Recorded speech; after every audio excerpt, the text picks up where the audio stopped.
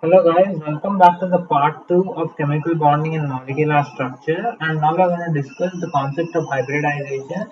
It's a pretty easy concept and everybody would have understood it, but I'll just be sharing some quick tricks so that you get it fast in the exam hall, and the more you practice the better it becomes. So that's how I became better at it, and let me share to you what I did.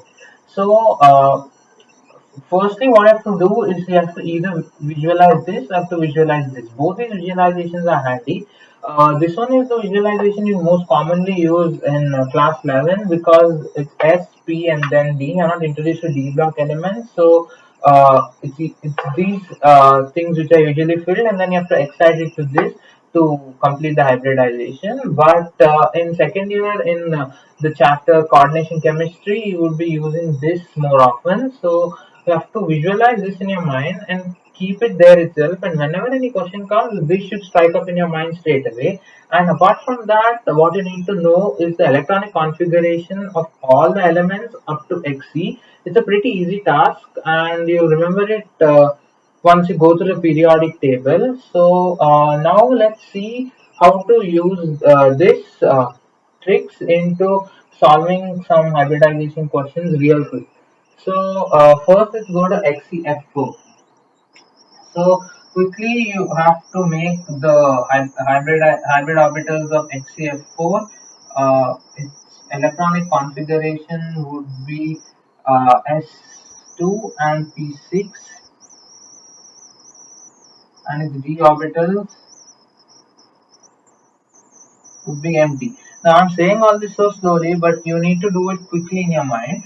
And it just needs four orbitals to be free. So there are two here. If I excite two from here, these four orbitals are going to become free for for F to occupy. So I just excite two electrons, and it becomes like this.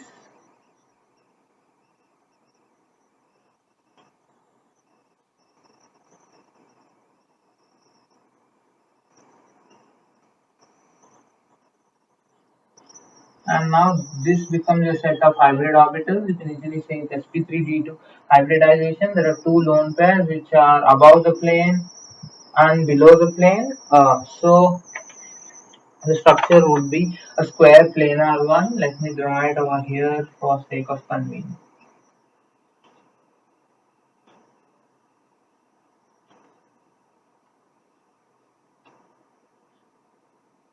Okay, fine. Now let's move on to the next one, that is ClF3.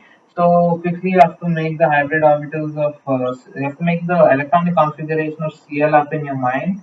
So it has 5 electrons, it will be 3s to 3p5. So what I need to do is I need to provide like 3 half-filled orbitals. So it was 5 and I excited one up straight away to d orbital, and it's over here, the one which is over here, I transferred it over here, and now we have sp3d orbitals with two lone pair of electrons, and since the repulsion is less, these both lone pairs have to be in the equatorial plane. So like this, there's one f up, one f down, and one f in the plane itself, and this gives the T-shaped structure. Next, let's move to BRF5.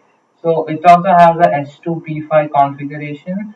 So you need to provide 5 half-filled orbitals. So you need to excite 2 electrons from bromine, p orbital to its d orbital. So 2 electrons are excited from here to here and from here to here. So again it becomes sp3d2 hybridization with one lone pair, and that lone pair is above the plane of the paper, and the remaining bonds are in the plane, and one is there below the plane. So this becomes the square pyramidal structure. Next, let's move to I3 minus. So in this, the easiest way to do it is take I minus as the central atom and two I atoms bonded to it. So I minus has the exact same configuration as xenon. So all the electrons are fully filled in the s and p orbitals. So I need to provide two. So I just need to excite one electron. Done exciting. So this becomes sp3d hybridization with I minus in the central atom, 3 lone pair surrounding it in the equatorial plane itself because the angle is 120 degrees, and two I atoms, one above and one below the plane, which gives it the linear structure. Next, let's move to SF4. So S has a S2P4 configuration. I need to provide four half-filled orbitals. So I just need to excite one electron which is over here to the d orbital, and these are my hybrid orbitals. It's sp3 dehybridization with the s acting as central atom, a lone pair in the plane of s itself, two fluorine atoms, and fluorine atoms above and below the plane. So this gives the famous seesaw shape. And then now let's move to a case where there's pi bond present. So O forms a pi bond with the xenon. So the pi bond orbitals are not included as hybrid orbitals. So straight away you need to take this fact into your head. So what you need to do is to provide half-filled orbitals for hybridization and one half-filled orbital to form a pi bond. So total you need to provide six orbitals. So all the electrons in p, uh, uh, like in each p orbital, one electron would be excited. So we'll have three over here and three over here.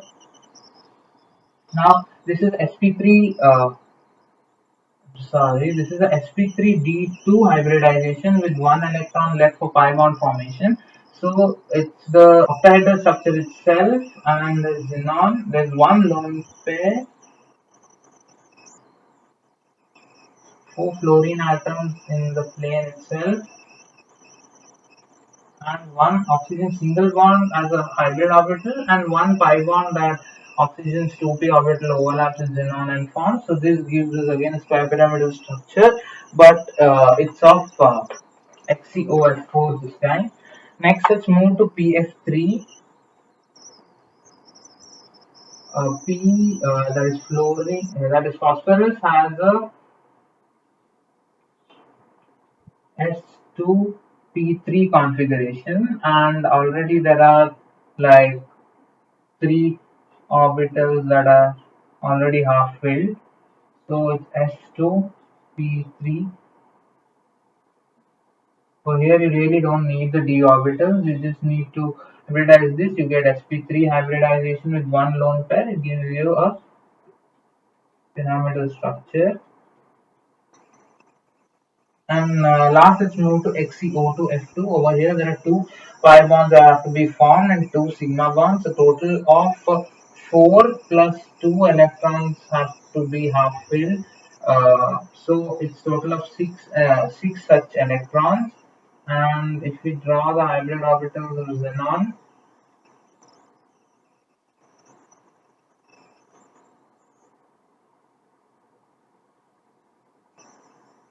uh, we need to have six subshells which are half filled orbitals.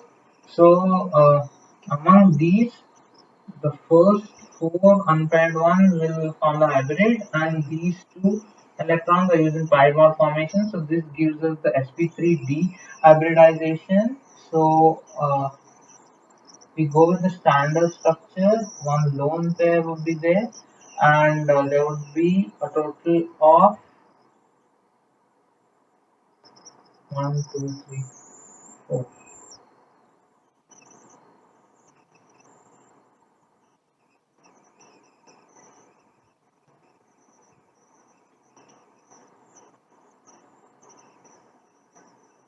That would be the structure of XeO2F2. So that's all about hybridization. Now let's move to the concept of heteroatomic molecular orbital theory. Okay, so now let's come to a slightly advanced topic for NEET, that is the heteroatomic molecular orbital theory. So, all of you are familiar with the homoatomic molecular orbital theory and applied it for molecules like N2, O2, F2, and various other molecules to find their shape and structure and whether they're diamagnetic or paramagnetic. So, this is a concept of heteroatomic molecular orbital theory where two different atoms, that is one like carbon and other like oxygen, form a molecule, and we draw the molecular orbitals of that. So let's take, for example, the formation of carbon monoxide (CO). So in this, the 1s2 orbital of carbon would be at a higher energy than the 1s2 orbital of oxygen. This is because of oxygen being further in the period as compared to carbon has greater nuclear charge, so its inner electrons are more closely attracted to the nucleus and hence have lower energy or higher stability, we can say.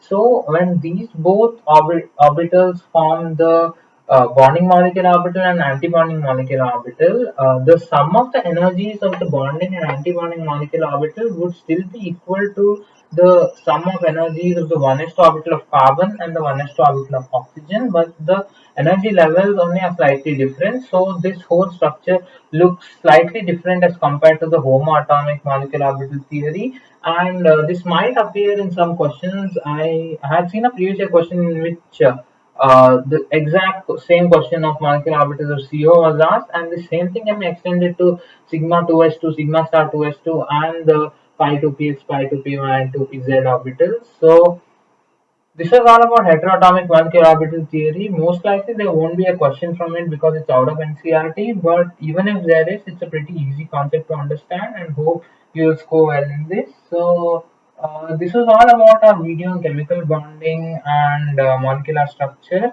Hope you understood the concept that I explained, and if you want any other concepts to be explained in this chapter, you can always put it in the comment section, and I'll make sure that I attend to those, and I'll make a video on it. Thank you so much. Please do like and share the video and subscribe to our channel.